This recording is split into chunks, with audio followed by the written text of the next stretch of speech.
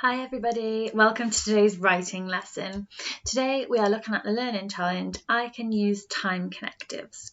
Time connectives are words which tell us the order that things happen in. So for this topic of writing, we're writing about being the wolf and we're telling the story of what happened to us. So we can use time connectives to help the reader understand that things happened in a certain order. So you are the wolf, just like you have been every other day in writing. And later this week for our bee's knees task, you're going to be writing a diary entry about what happened to you. So we are working today on using time connectives in our diary to help the reader understand that we are writing events in the order that they happened. So you'll be using words like first, next, then, after that.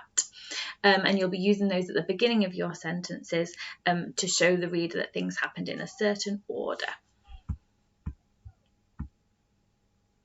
We are going to read this little bit of text here and we're going to decide whether this is a good one or a bad one. So this is whether this is a good piece of year one writing or a not so good piece of year one writing.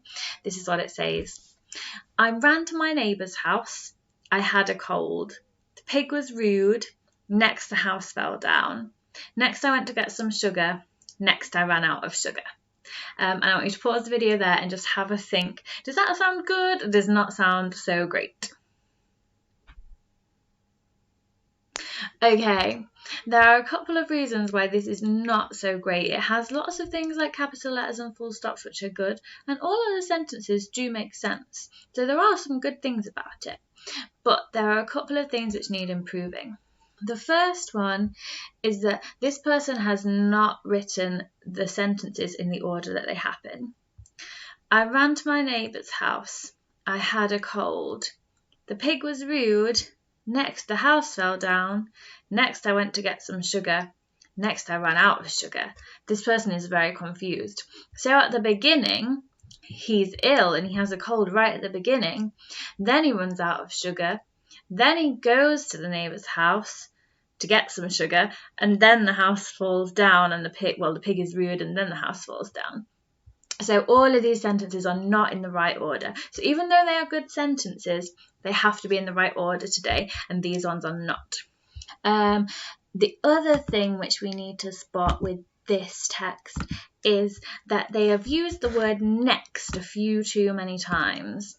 They have used next 3 times in 3 sentences that are all next to each other. Okay, so even though next is a really good time connective and is going to be one of the words that we are using today, you've got to try not to use them in every single sentence. So if you want to use the word next in the whole page of writing that you're going to do, maybe only use next once or maybe twice.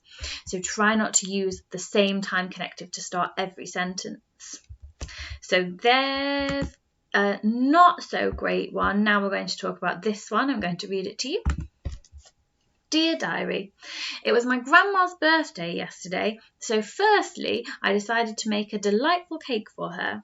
Sadly, I realised I had run out of sugar and I had a terrible sneezing cold.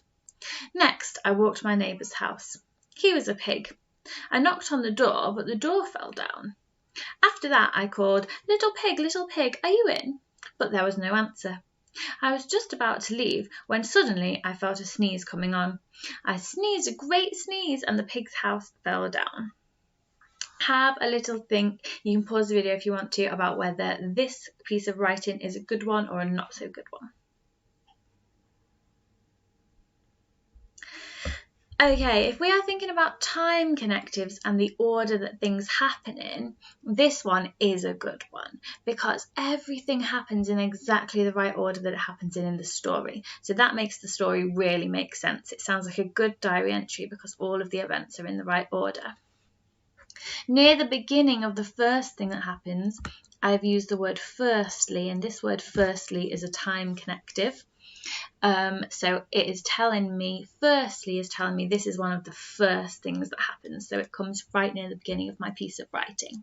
I'm only going to use that word firstly once, somewhere near the beginning.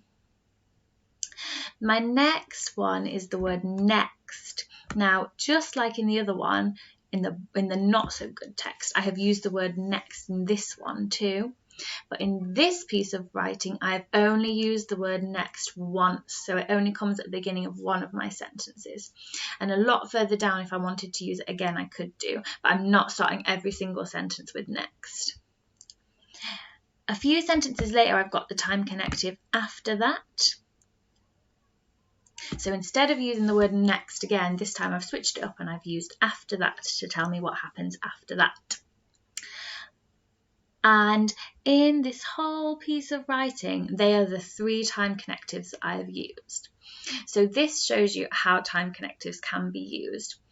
You don't have to make sure that you use one at the beginning of every sentence. They just come at the beginning of some sentences when something new happens to tell you that this is the next thing that happens. After that, this is what happens.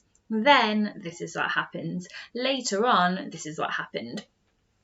So you don't have to use them to start every sentence. They just pop up every now and again, and they always come at the beginning of your sentence. Usually, if you're using a conjunction in the middle of your sentence, you might be able to sneak it in near a conjunction. But for today, focus on popping them at the beginning of your sentences if you can. So here are some time connectives. Try and use them at the beginning of some of your sentences. You are being the wolf and you're telling me what happens to you. There is first or firstly. You can use either of those. Next, then, after that, later on, after a while, before long, and then eventually and finally are the ones which will come nearer to the end.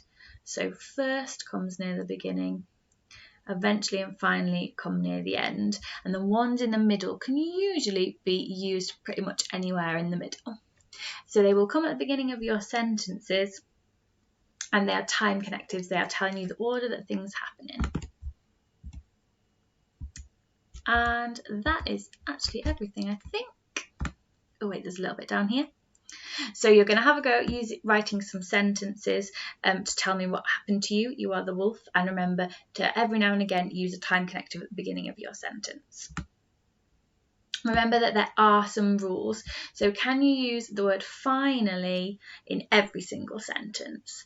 No, you can't, because finally makes most sense to tell you what the last thing is that happens. So you need to use finally right at the end.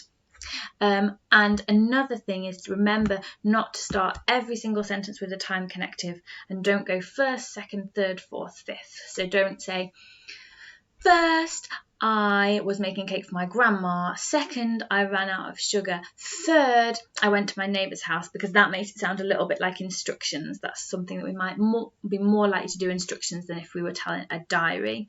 The diary needs to be quite casual, sort of as if you were talking, but still punctuated and still making perfect sense. So today we are using time connectives. There is a list of them just here. Have a go at starting some of your sentences with them.